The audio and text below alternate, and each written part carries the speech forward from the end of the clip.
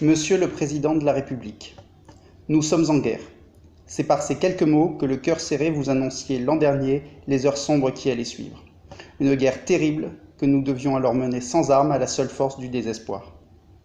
Mais un an plus tard, la donne a changé. Grâce à nos plus brillants esprits, nous disposons désormais de l'arme absolue. Une arme révolutionnaire qui renverse le cours du conflit, une arme de représailles qui peut à coup sûr anéantir l'ennemi. Cependant, c'est avec une certaine déception que j'ai accueilli votre appel du 12 juillet, un appel d'une parfaite tiédeur. Face à nous, l'ennemi n'a pas docilement attendu la riposte. Il s'est renforcé et se prépare à nous décimer. Sa Légion Delta a déjà lancé l'assaut, les premières pertes sont catastrophiques. Et la situation ne peut qu'empirer. Au vu des très nombreuses manifestations ayant suivi vos annonces, il est certain que nous allons assister dans les semaines prochaines à une explosion exponentielle des foyers épidémiques.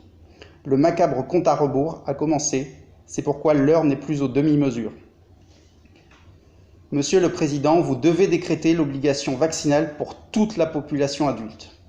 Une personne qui choisit sciemment de ne pas se vacciner, c'est une personne qui choisit sciemment de tuer. C'est pourquoi toute personne qui refuserait le vaccin doit être condamnée à de la prison ferme. Ensuite, nous devons aussi penser à notre jeunesse. Bien qu'ils ne soient que rarement malades, les enfants sont un gigantesque foyer en puissance qui menace en tout premier lieu les plus fragiles d'entre eux. Le vaccin contre la Covid-19 ayant prouvé son innocuité, vous devez donc immédiatement ouvrir la vaccination dès 3 ans et à court terme ajouter cette valence aux 11 déjà obligatoires. Toutefois, cela est loin d'être suffisant face à un ennemi aussi redoutable. Nous savons que même vaccinés, certains de nos concitoyens peuvent malgré eux véhiculer le danger. C'est pourquoi vous devez maintenir certaines restrictions sanitaires.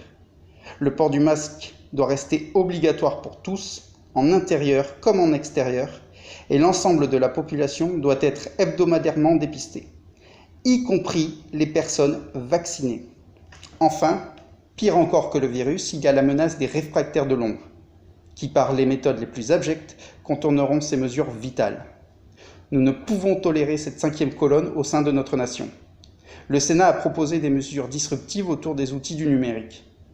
Concomitamment, l'actualité a mis en lumière le logiciel Pegasus de la société NSO.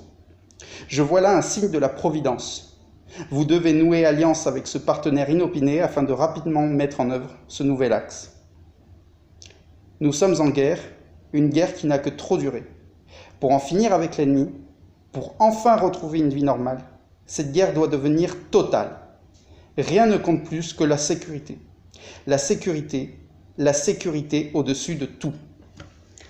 En espérant que mon cri d'alarme vous parvienne, veuillez croire, Monsieur le Président de la République, en ma collaboration dévouée.